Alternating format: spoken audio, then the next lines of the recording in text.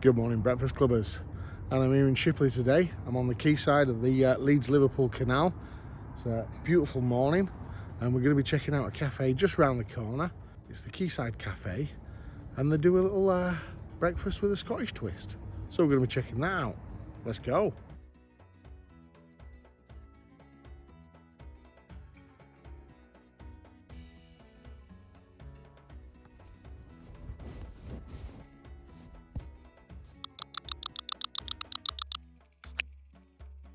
We're in Shipley again today, and we're checking out the Quays Café Bar. It's one of only a few places I've come across so far where you can experience some Scottish breakfast items this far south of the border. Today we've opted to do a bit of a crossover by way of ordering up the Yorkshire breakfast and adding the available Scottish items as extras. It's summer, it's the year 1314, and it's the Battle of Bannockburn on a plate. And just like the battle, the English forces of bacon, sausage, fried egg and tomato are raided by a couple of Yankees, the baked beans and hash brown.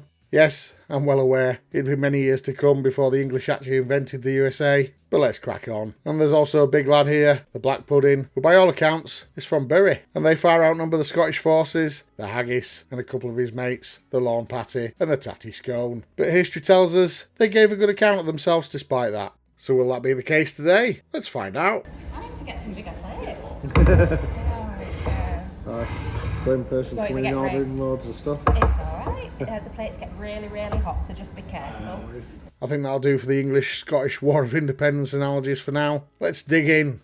Starting things off with the presentation, I certainly have no complaints here. The beans take up centre stage this week in a deep ramekin. And once we get that out of the way, there's plenty of space to move things around and get the full scope of what we're dealing with here. And it looks very good indeed. Score 9 out of 10.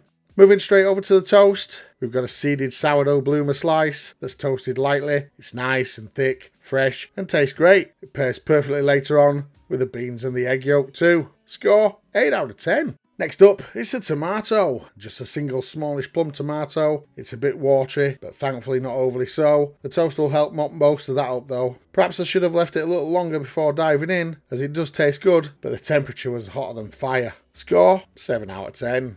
Sliding over to that mushroom now, and it's just a solitary mushroom, the stalk and cap together. It needed a little pepper for taste, but overall, it's a good mushroom. That said, with an extra cost of 80p, I think we could have had one or two more on the plate. Score 4 out of 10.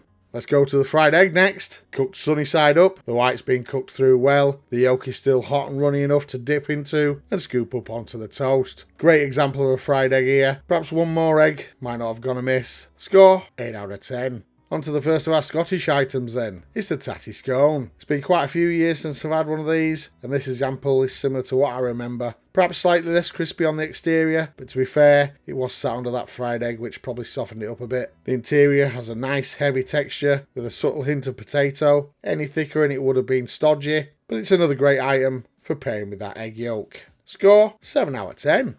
Now on to the beans. They've kept the temperature well in that ramekin, the sauce has thickened up a little, and there's plenty of sugary flavour packed in. This is another textbook example of beans done right. Score, it's as good as they're going to get, 10 out of 10. Heading over to that bacon now. It's not often I jump into the bacon this early, but these two rashers were looking so good, I couldn't resist. They're cooked to a medium finish, and these are thick, possibly the thickest rashers we've reviewed so far. There's a great deal of moisture, loads of salty flavour in the meaty parts, and some exceptional flavour in those perfectly marbled, fatty edges. Score, top marks again, 10 out of 10. Let's check out the sausage next. This one has the look of a mass-produced, possibly high-processed sausage, but definitely a step above your average catering version. Nicely coloured on the outside, it's thick, meaty and moist on the inside. Not massively flavourful, but enough to be enjoyable. Score 7 out of 10. Next up, the hash brown. It's a good thick one, golden and crispy on the outside, with a nice moist and fluffy shredded potato interior. There's a decent taste to it too, and it pairs brilliantly with those beans. Score 8 out of 10.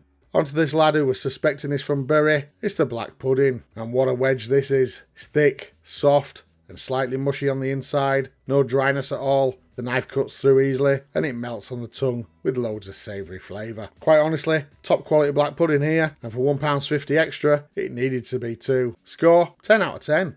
Let's move over to another Scottish item now. It's a Lorne patty. It's been years since I've had one of these, and it has brought back some fantastic memories of my time living and working in Scotland. A thick slice with good colour both sides, cooked just right. Neither mushy nor rubbery. It's meaty, beefy and satisfying. At £2 extra though, I'm hesitant to give it top marks, so score today for this one is 8 out of 10.